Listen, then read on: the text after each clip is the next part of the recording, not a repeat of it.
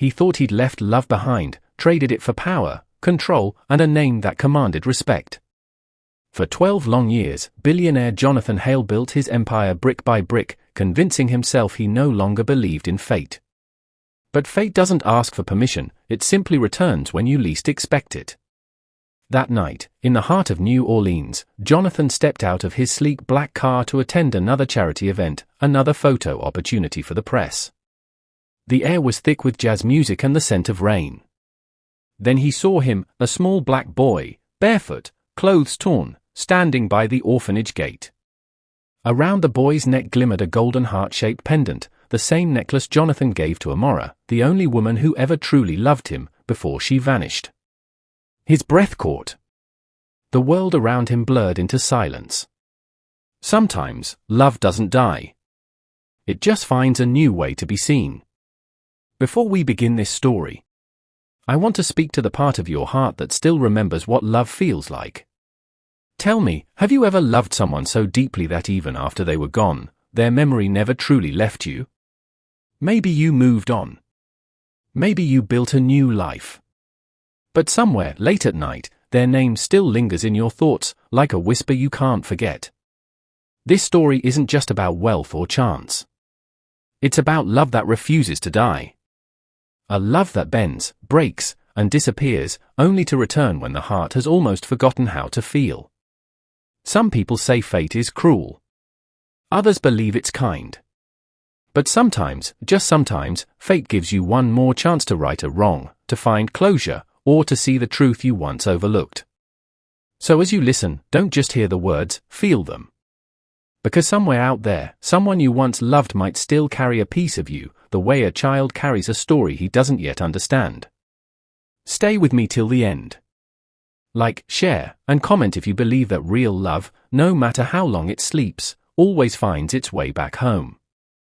Before the moment that changed everything, Jonathan Hale was already a man the world admired, a billionaire known for his intelligence, discipline, and power.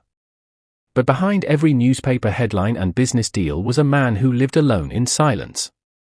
He built his empire from nothing, a poor black kid from the back streets of New Orleans who had once promised his late mother that he'd never go hungry again. And he didn't. But in gaining the world, Jonathan lost something far more important, his peace. On the other side of the city lived Amara Lewis, a young nurse who worked at a small community clinic.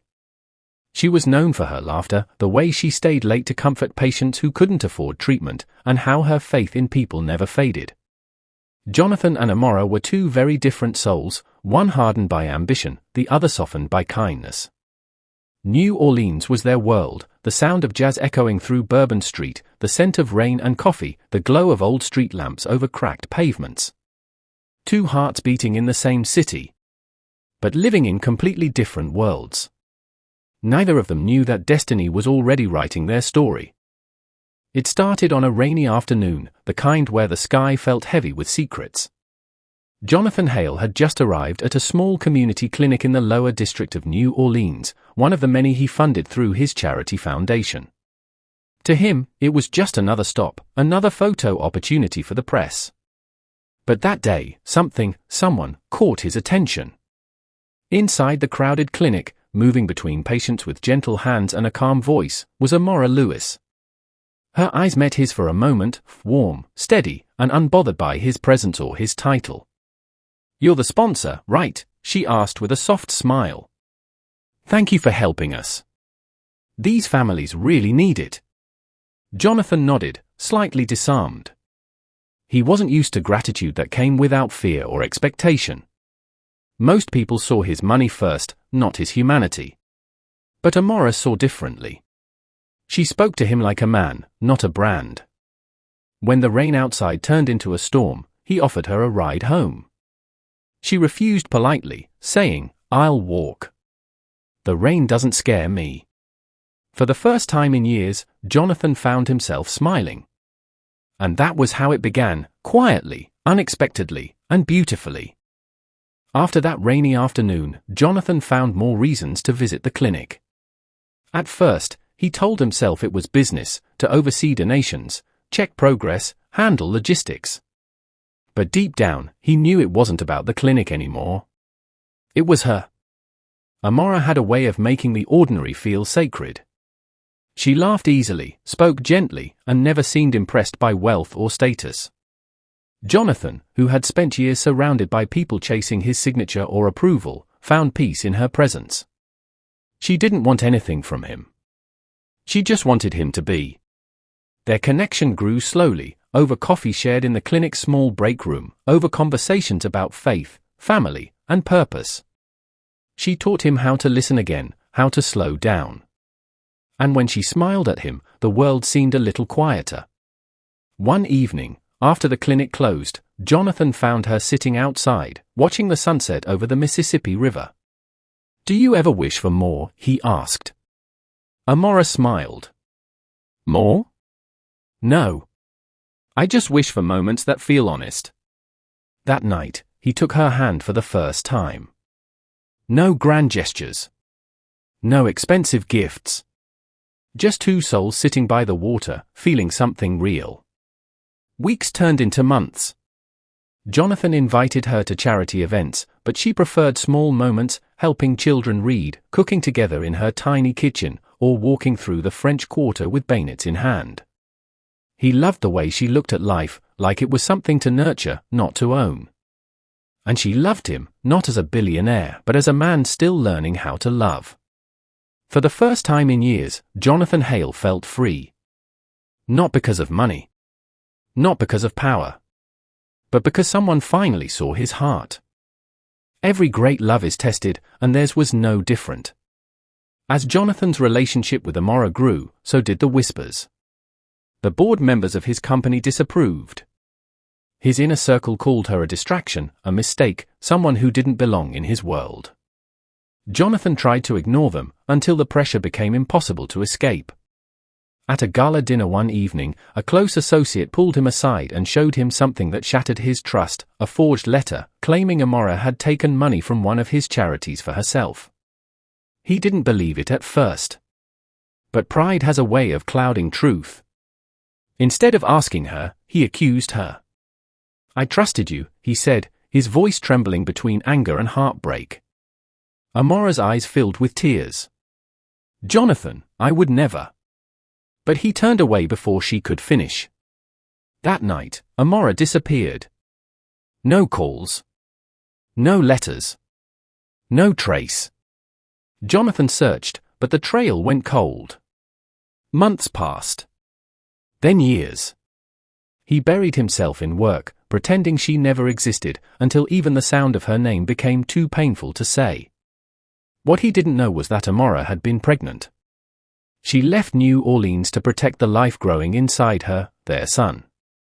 And while Jonathan built an empire, she built a life in silence, raising a child who would one day wear the necklace that once symbolized their love. 12 years later, fate brought him back to the same city, older, lonelier, and haunted by everything he'd lost. Jonathan Hale had become one of the most powerful men in America, yet every achievement felt hollow. His home was quiet, his laughter long gone. That evening, as his car pulled up near the orphanage he sponsored, he saw a small barefoot boy standing by the gate. The boy's eyes, wide, curious, familiar, drew him closer. But what truly stopped his heart was the glimmer of gold around the child's neck. A heart-shaped pendant. The same necklace he had given to Amara all those years ago. "Hey, little man," Jonathan said softly, kneeling down. "Where did you get that necklace?" The boy looked up and replied, "It was my mom's. She told me to never take it off." The name on the boy's file read Malik Lewis. Jonathan's hands trembled. Lewis. Amara's last name. Shock, disbelief, and guilt collided all at once. Could this child be his?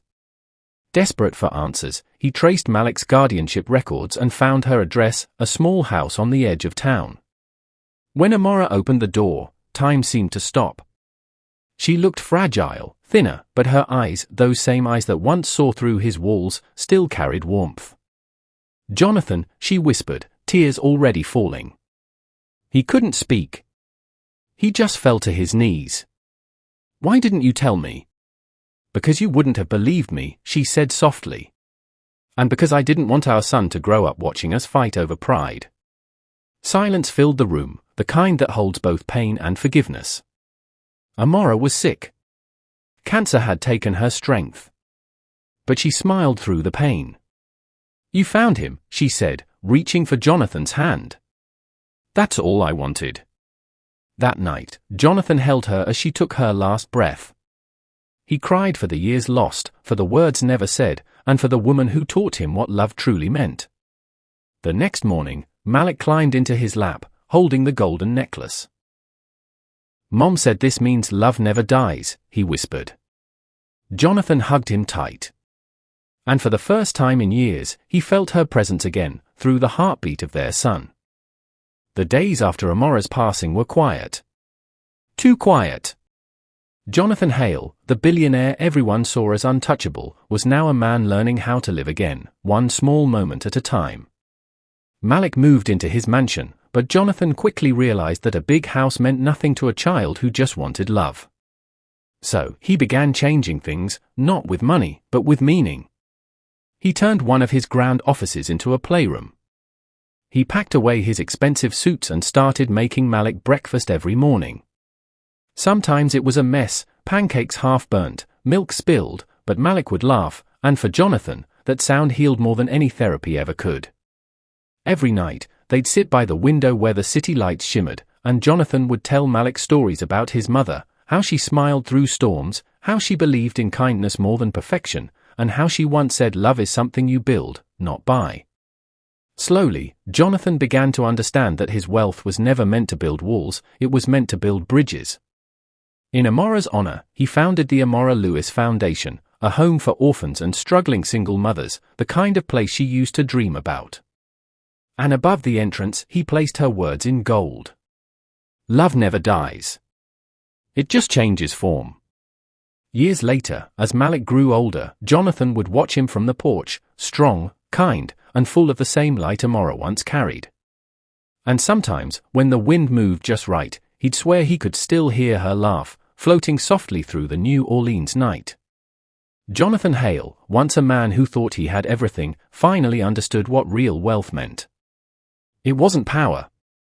It wasn't legacy. It was love, in every form it chose to return. Love isn't always about happy endings. Sometimes, it's about the hearts we heal, the lives we touch, and the legacy we leave behind. Jonathan learned that the necklace he once gave wasn't just a symbol of romance, it was a thread that tied generations together, proving that love never really disappears. It transforms. It survives through kindness, forgiveness, and the courage to start again. Amara's love didn't end with her last breath. It lived on through Malik's laughter, through Jonathan's change, and through every orphan who found hope under her name. And maybe that's what real love is, not perfect, not painless, but eternal in ways we can't always see. So when Jonathan looks at the night sky now, he doesn't see loss anymore. He sees light. The kind of light that reminds us all, love is the only thing that never runs out. If this story touched your heart, if you've ever loved someone, lost someone, or found them again in the most unexpected way, then you understand what Jonathan and Amara's journey truly means. Love isn't just about being together. It's about growing, forgiving, and finding light in the darkest corners of your life. It's about second chances, even if they come in forms you never imagined. So tell me, have you ever held on to something, a letter, a song, a piece of jewelry, because it reminded you of someone you still love? Maybe that's your necklace. Maybe that's your sign that love doesn't end when people walk away. Because sometimes, the universe brings love back to you, or not to repeat the past, but to heal it. Jonathan found his purpose through pain. Amara's love became his guide. And Malik, their son, became the living proof that love always finds a way home. If this story moved you, drop a red heart hash in the comments. Share it with someone who still believes in real love, the kind that forgives, the kind that lasts, the kind that changes everything. And remember, every necklace tells a story. What's yours?